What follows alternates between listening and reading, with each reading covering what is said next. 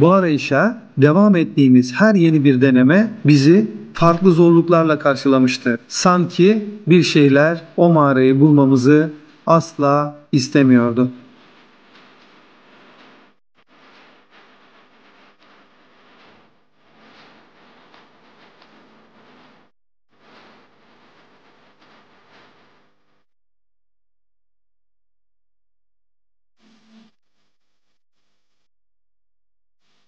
Uzun zamandır araştırmalarımı yoğunlaştırdığım bu bölgede ipuçları bizi kimi zaman olası en büyük eşkıya hazinelerinin sahibi Volçan efsanelerine, kimi zaman ise Kazıklı Voyvoda olarak bilinen zalim Eflak Prensi Vlad Tepes namı değer Drakula'nın olası mezarına ya da gizlendiği mağaraya mı götürecekti?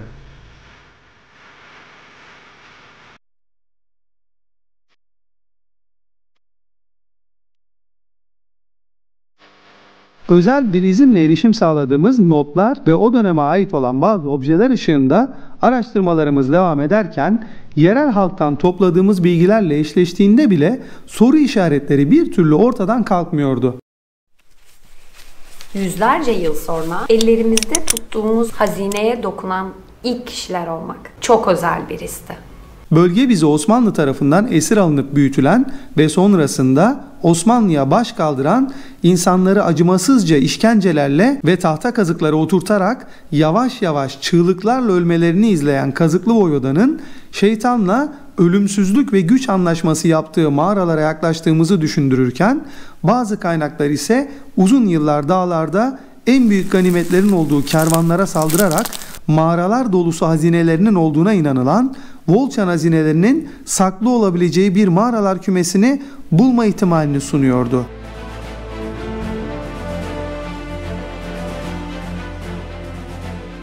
Zaman kapısını bazen 1400'lü yıllara, bazen de 1700'lü yıllara doğru açıyorduk. Araştırmamız çok büyük bir alanı, yaklaşık 5 kilometre uzunluğunda bir alana ve onlarca mağaranın olduğu zorlu bir dağlık alana kadar küçültse de haftalar süren tekrar denemelerden oluşmuştu. Volçan hazineleri ve Vladimir Tepes birbirine girmiş durumda. Ama enteresan bir şey daha var. Fatih Sultan Mehmet işgal ettiklerinde surları içeride oluşan strese Kazıklı Voyvoda'nın eşi dayanamıyor ve kendisini kale kulelerinden atarak intihar ediyor. Ardından Tokat gibi bir yere getirilerek zindanda tutulduğu gibi bazı söylentiler var. Orada bulunduğunun bilgisi de yok. Evet, yok. Tamam, ona orada ait hiçbir şey yok. Hani bir zindan var. Evet, ama zindan, o zindanda herkes tutulabilir. Aynen öyle. Aynen. Ve bir ikincisi de onun kızı Maria Balsa'nın onun kaçmasına yardım ettiğini ve kaçtıktan sonra da İtalya'ya yerleştiğini söylüyorlar. Yine görüşeceğimiz bir iki arkadaşımız daha olacak müzede. Ardından ekibimizi toplamamız gerekiyor. Ekip toplamasına geçeceğiz. Bu ekibi toplarken de paleontolog ve yöreyi iyi bilen bir rehbere ihtiyacımız var. Aklımızda birkaç isim var.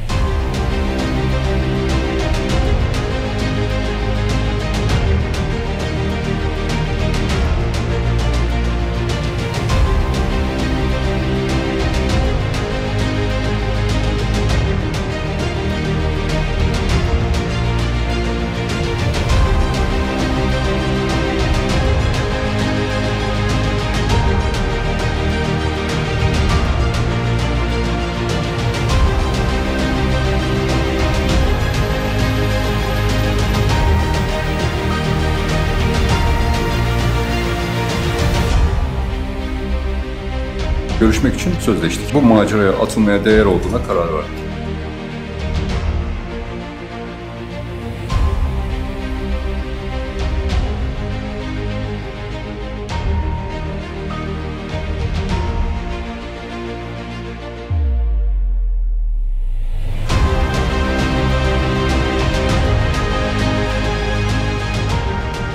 Tümay hangi noktadan bize alacak? Tam şu giriş noktası var kanyonun. Evet. Tam bağlantı yeri. Orada zaten bir santral gibi bir yapı vardı. Onun girişinde bizi karşılayacak. Oradan devam edeceğiz sol taraftan. Sol taraftan. Aha. Yolumuz uzun mu daha? Az kaldı. Yaklaşık bir 20-25 dakikalık bir yolumuz var. Daha sonra o bizi zaten yolda karşılayacak. Şu an varmıştır. O bizden önce gidecekti. Ekipmanları ayarlıyor şu anda. Ha, süper. Muhtemelen oradadır yani. Sabah erken oraya geçti çünkü o. Anladım. O zaman biraz acele edelim. Fazla bekletmeyelim kendisini. Aynen öyle.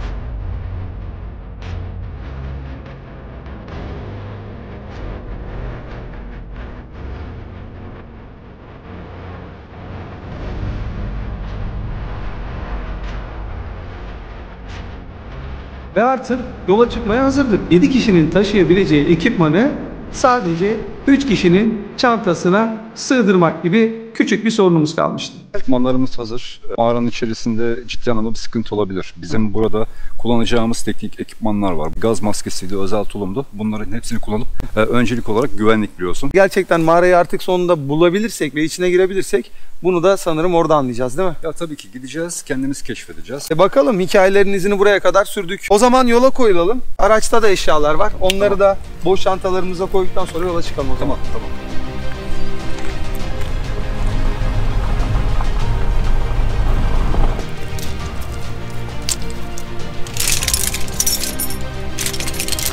Daha önceden böyle bir mağara tecrüben var mı? Mağara olmadı. Yarasa olursa belki birazcık ürkebilirim ama onun dışında herhangi karanlıkta falan sıkıntı olmaz. Bir de yanımda siz varsınız ya. Ben şu ATC'yi alayım da.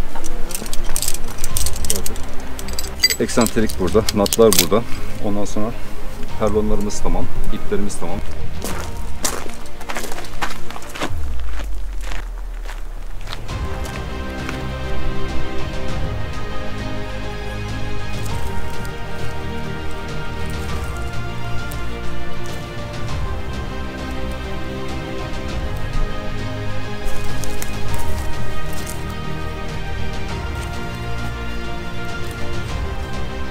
Haftalarca arama yaptığımız o bölgede zorlu orman yolu ve dağ yamacının karşısına geldiğimde o gün bugün mü diye sormadan edemem.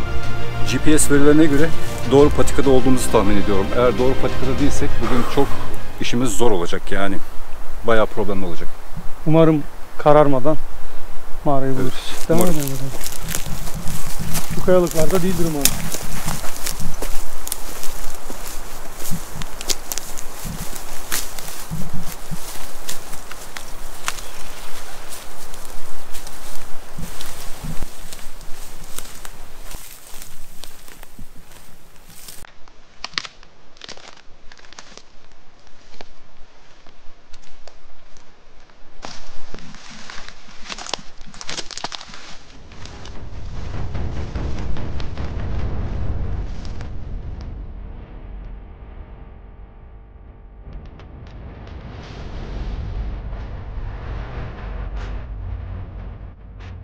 Drone ile havadan almış olduğumuz destekler bile bu mağarayı bulmamızı sağlayamamıştı.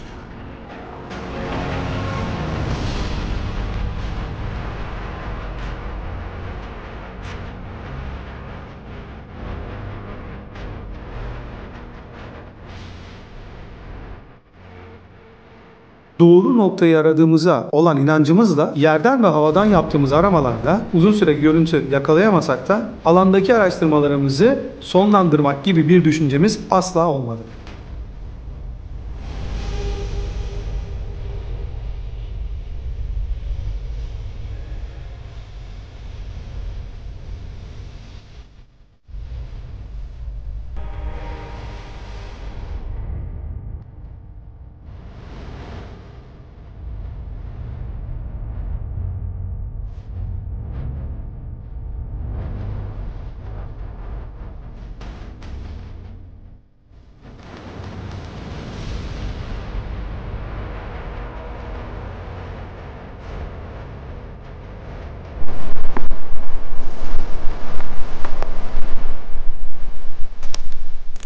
Koronavirüsün yarasalarla ilgili olması ve mağaranın derinliklerinde binlerce yarasanın içinde bulacağımızı anlattığımız esnada görüştüğümüz 12 kişinin 5'ini kaybetmiştik bile. O mağarada ortalama geçireceğimiz süreyi söylediğimizde ise geriye kalan 7 kişiyi de o esnada kaybettik.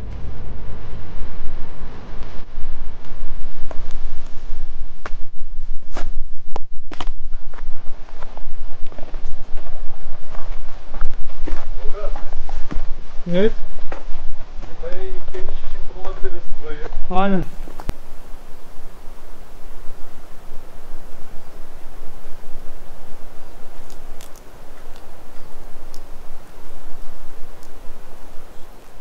Gerçekten sağlam bir yükseliş oldu. Ama yolumuz devam ediyor.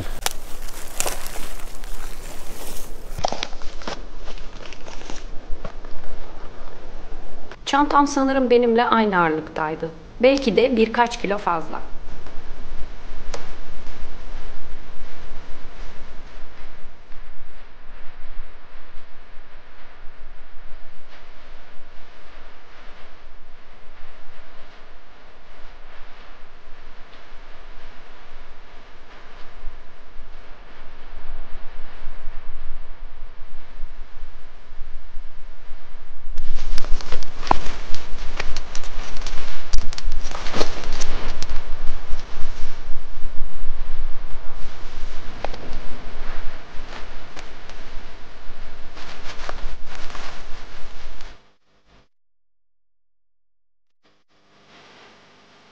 Nimo defalarca boş dönüşlerimizin ve saatlerce arayışlarımızın ardından böyle bir mağaranın var olamayacağını bile söyledi. Bir noktada olmayan bir şeyin peşinde olduğumuzu bile düşünmeye başlamıştım. Ta ki o sesi duyana kadar. İşte bu güzel haber. Sanırım bu sefer mağarayı bulduk.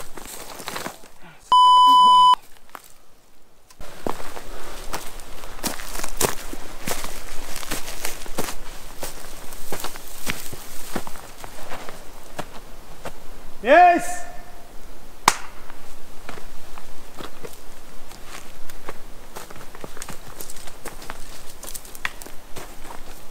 Evet, mağaraya yaklaştık.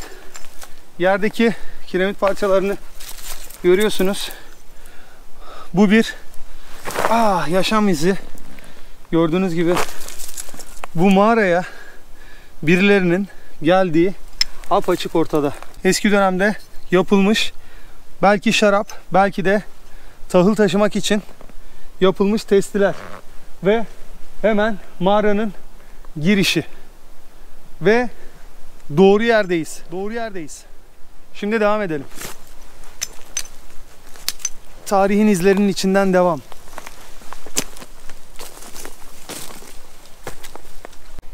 Çok yüksek bir enerjisi var. Sanki hala yaşam var gibi, canlı ve güzel. O kadar güzel. Bak. Ne kadar muhteşem. Muhteşem. Şuna bak. Çok güzel. Evet, yani mağaranın ağzına kadar izler gerçekten devam ediyor. İşte burada Gerçekten da var. enteresan bir yer. Evet, her yer Her yer gerçekten tarih. Her yerden tarih fışkırıyor. Evet, sonunda mağaranın girişine geldik. Şimdi tırmanmamız gereken küçük bir yer kaldı arkadaşlar. Burayı tırmandıktan sonra mağaranın içine giriş yapacağız. Şu anda karşı tepeyle hemen hemen aynı yükseklikteyiz. Bazı yerlere altımızda bile kaldı diyebilirim. Birazdan buradan çıkmanın bir yolunu bulacağız. Ve mağaraya girmeye çalışacağız. Şimdi buradan ben öncelik olarak serbest çıkacağım. Malzemeleri döşeyerek ipi sabitledikten sonra nimet alacağız. Nimet aldıktan sonra sen tırmalayacaksın. Hatta yani tehlike gördüğümüz noktada yanımızda yeterli malzeme varsa lider çıkış yapmaya çalışırız. Bence fazla zorlama, kayalar çok düz ve gerçekten tutunma yüzeyi yok gibi çok fazla. Evet, şimdi ne molası yapıyoruz? Tabii ki kahve. Kahve molası. Tamamdır.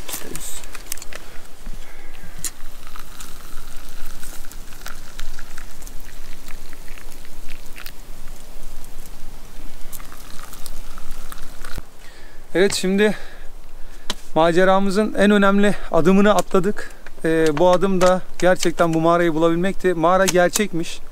Mağaranın gerçek olması söylentilerin de gerçek olabileceği anlamına geliyor mu?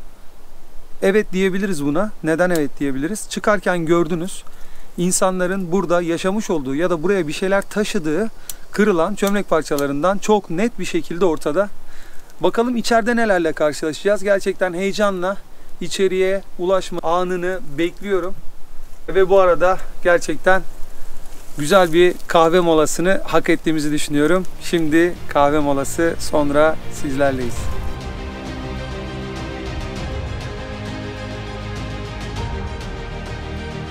Tepe gibi yerde yıkılmış vaziyette. Yıkılan tarafın karşısına patika devam ediyor. Oraya geçmeye çalıştık bir şekilde. Oraya geçemedik, zorlandık. Tekrardan aşağı indik. Aşağıdaki o tarihsel eski çağlardan kalma insanların yaşamış olduğu mağaralar var ve o mağaraların içerisinde şekiller var, renkler var. Derin mi inanılmaz. abi mağara? Yani çok derin değil aslında. Yaklaşık olarak içeri bir 15 metre, 20 metre kadar gidiyor. Çok güzel yerler. Ve çok inanılmaz güzel bir görsel var. görünüyor ama evet. Şimdi buradaki insanların en büyük sıkıntısı şey olmuş. Su sıkıntısı olmuş. Hani genelde işte korunmak amaçlı, hani barınmak amaçlı değil de istilalardan kaçmak amaçlı buraları kullanmışlar. Yaşadıkları yer genelde suya yakın olan yerlerde yaşamışlar. Çünkü suyun kenarında da eski kalıntılar var. Hatta ileride bir şelale var. Şelalenin aktığı yerde çok güzel mağaralar var. Orası hemen zaten suyun dibi. Orası tam yaşam alanı, barınmalar için uygun yer. Ama buralarda genelde işte savaş zamanı veyahut da istila zamanı bir şekilde buralara kaçmışlar, buralara yerleşmişler. Evet, hazırlıklarımızı yapıyoruz. Harneslerimizi de üstlerimize giydikten sonra tırmanışa başlayacağız.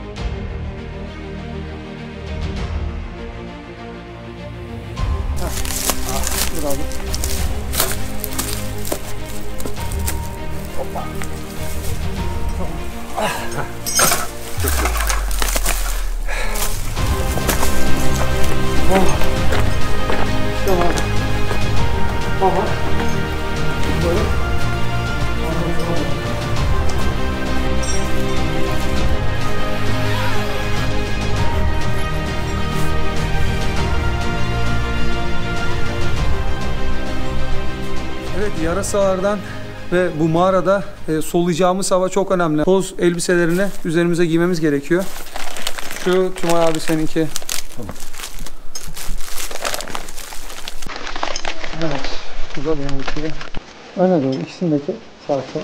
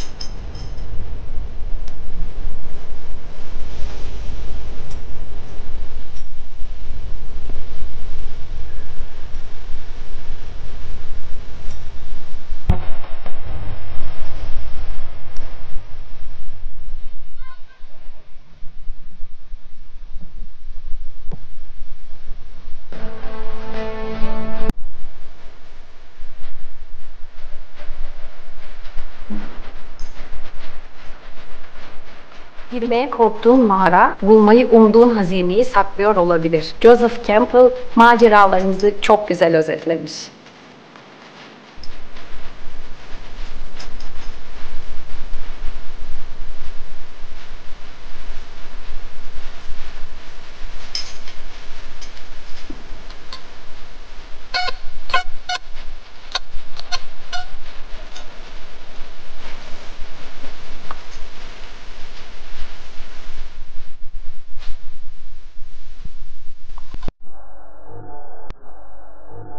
Mağaranın derinliklerine doğru ilerlemeye çalışırken kimi zaman kayalıkların altından sürünerek, kimi zaman da kayalıkların üzerine tırmanarak yolumuza devam ettik. Keşif sırasında mağarada yaşayan bazı garip canlıların üzerimize doğru atladığı ya da uçarak bize yakınlaşıp aniden yön değiştirdiğini ancak ağır çekimde izleyerek fark edebildik.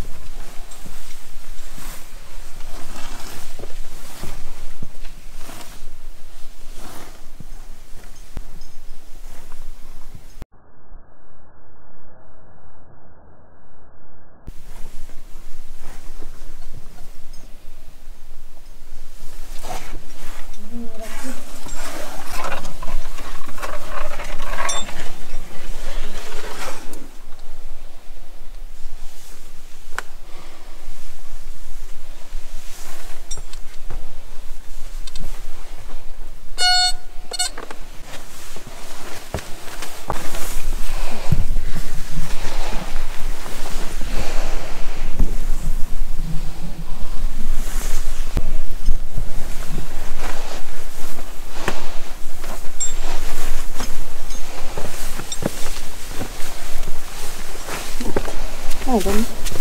Sen devam et.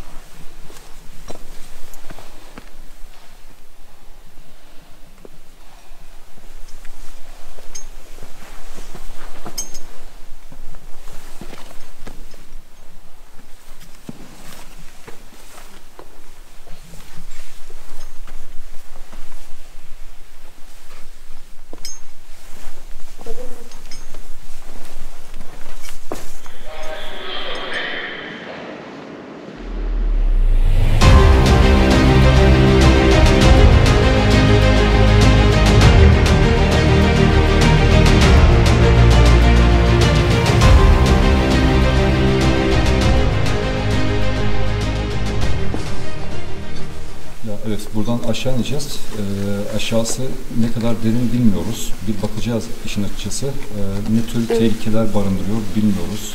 Dipsiz bir kuyu işin açıkçası. Çok büyük bir mağaraymış. Yani beklentimizden çok daha farklı ve güzel çıktı. Işıklarımız bile aydınlatmıyor. Aynen öyle. Çok fazla ilerlemeyiz. Yaklaşık bir 15-20 metre bir iniş yaparız. 15-20 metre güvenliyse 15-20 metre seni alırız. Her 15-20 metreyi seni yaklaştırıp devam edip o şekilde kat ederiz değil mi hocam? Evet. Şuradan bir yerden emri koyacağız. Şurada bir yerden. Tamam. Aşağıya gitmeyeceğiz. Bakın.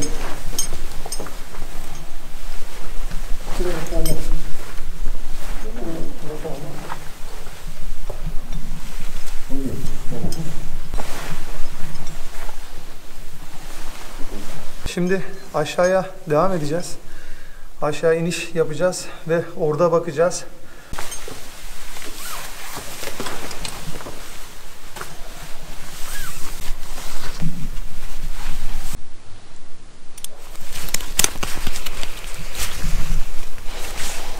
Pardon.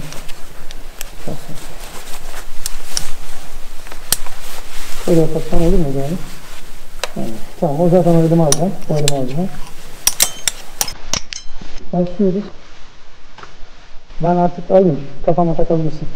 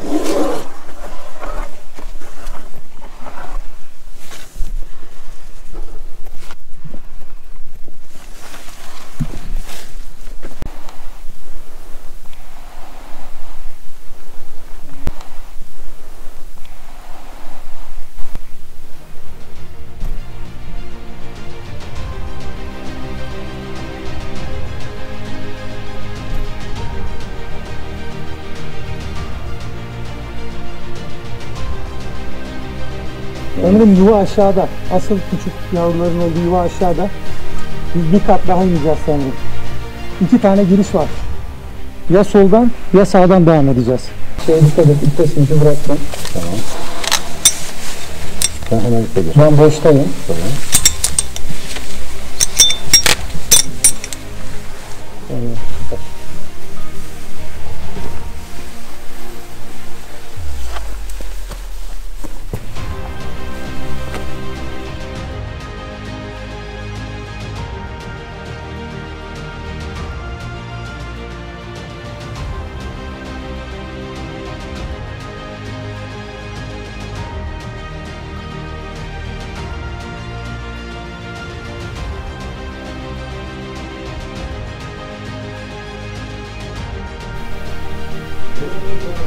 Okey. Sandıktan çıkınca giriyorum.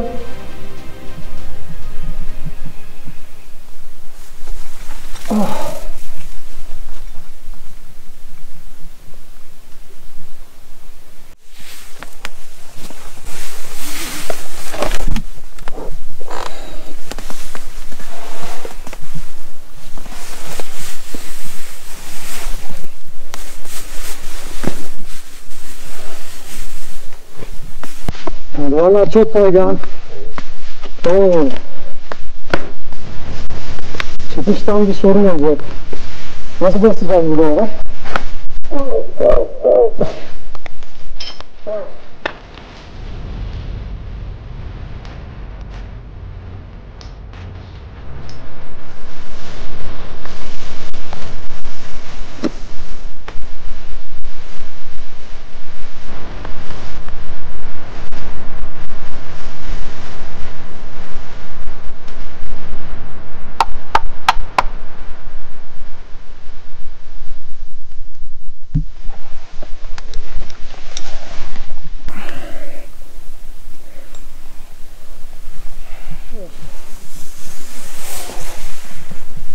Oo.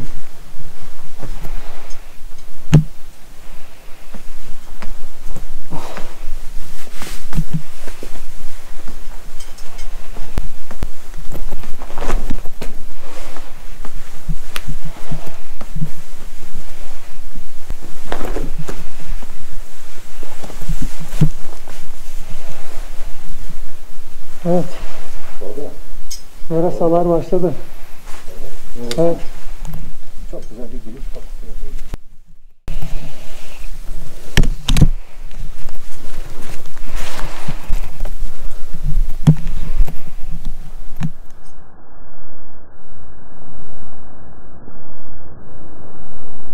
Wow, yarasalar geliyor arkadaşlar işte. Maskemizi takalım. Biraz yaklaşalım mı?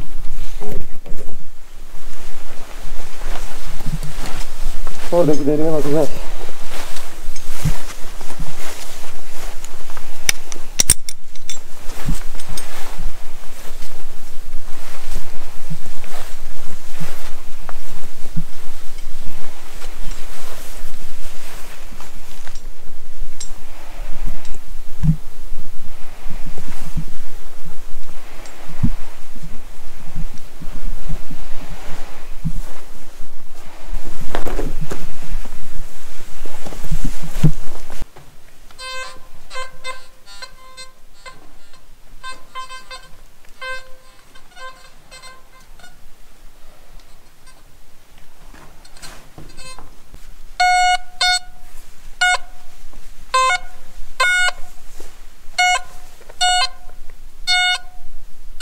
Evet.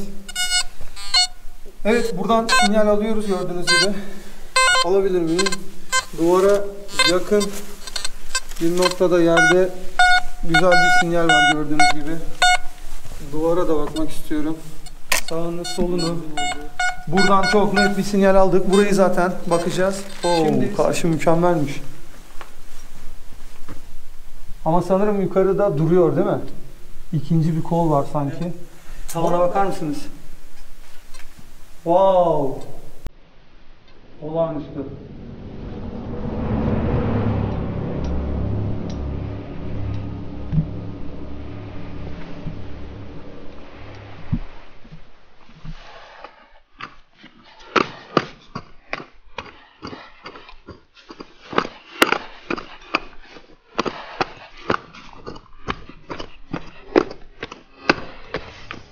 O ses neydi?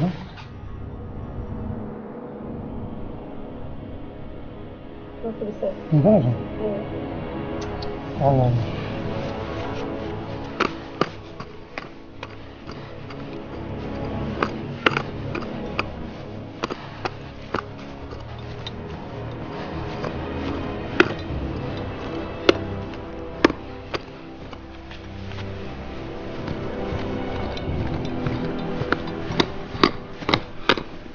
Toprağın rengi zaten burada değişti de.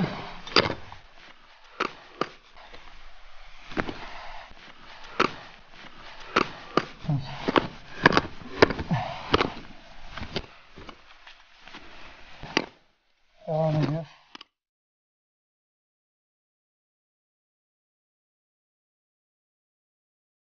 Sanki sesleri var gibi. Bakalım.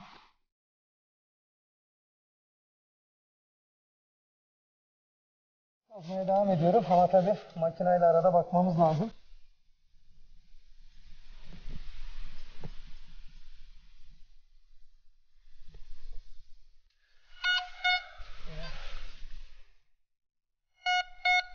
Evet. Evet. Artık çok yakınız. Şimdi burada bir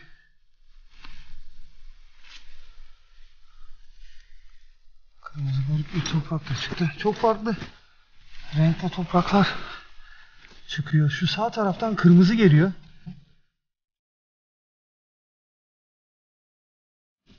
Yo, sinyal tam bunun altındaydı. Oh, oh. Bir şey var burada.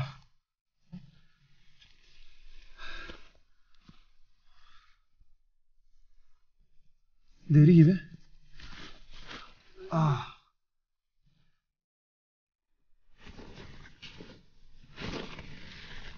Ben bununla devam etmek istiyorum.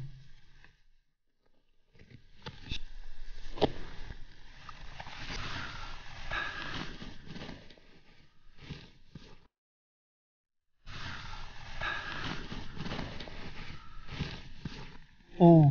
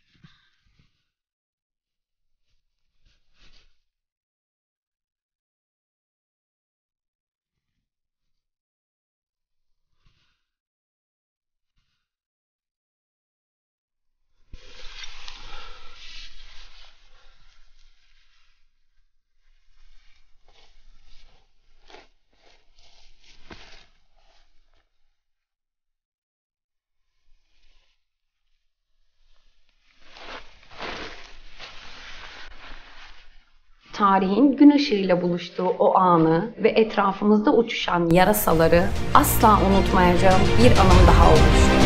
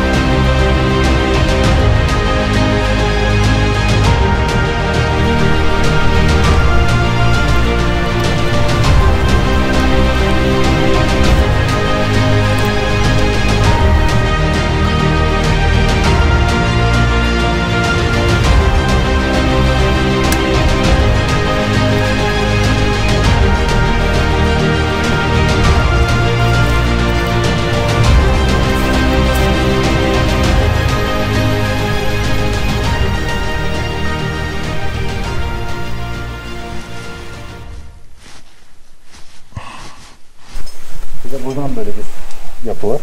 Buraları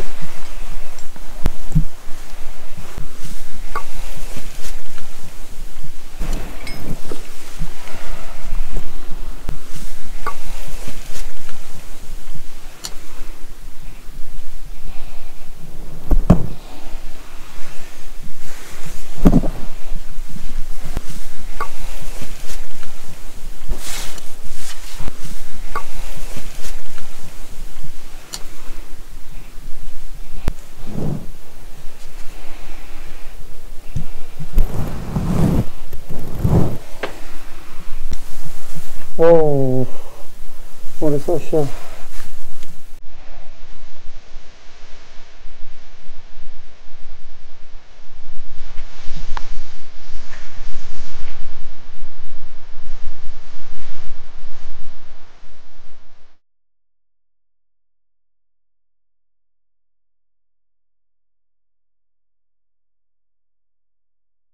Öbür tarafa gidelim. Oh.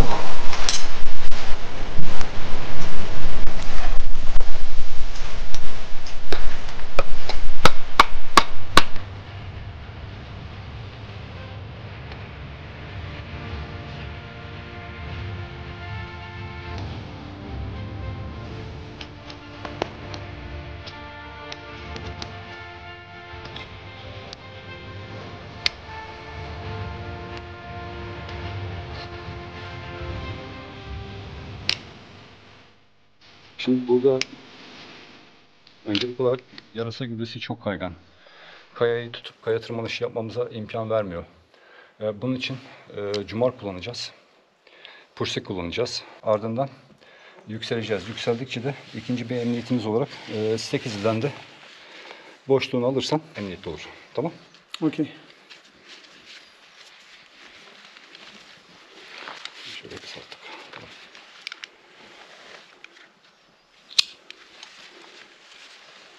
Cumarın özelliği yukarı çıkıyor, aşağı inerken inmiyor olması. Tabii. Gerçekten bu tip çıkışlarda bizi oldukça rahatlatacak.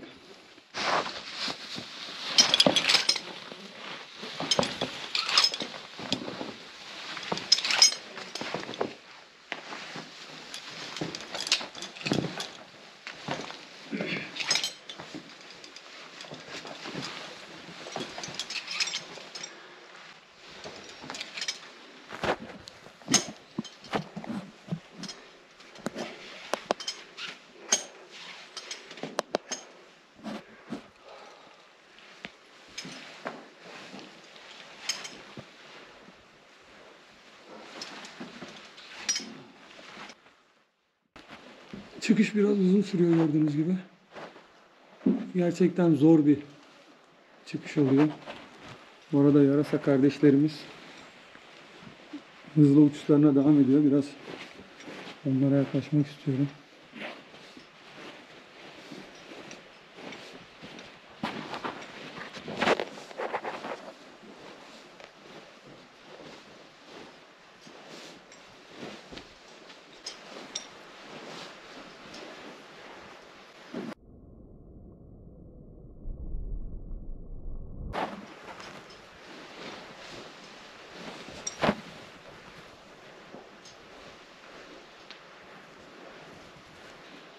Oldukça sayıları arttı. Çok yakın geçmeye başladılar. Tırsmamak elde değil. Evet.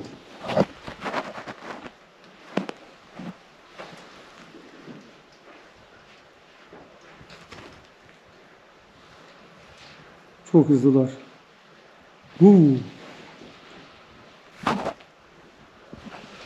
Evet, daha fazla rahatsız etmeyelim. Çöktüm. Evet, çıkış devam ediyor. Mesafe gerçekten çok yüksek ve duvar çok fazla eğimli.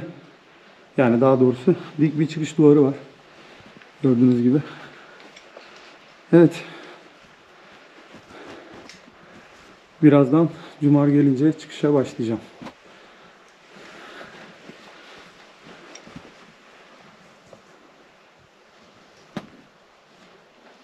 Telefonlarımız mağarada çekmeyeceği için bize içeride ağırlık olabilecek tüm ekipmanlarımızı mağaranın dışında bırakmıştık.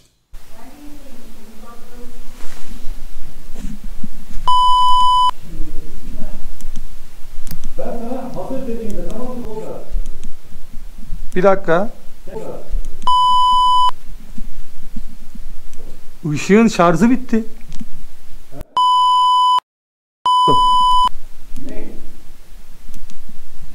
Işığım bitti. Ne oldu?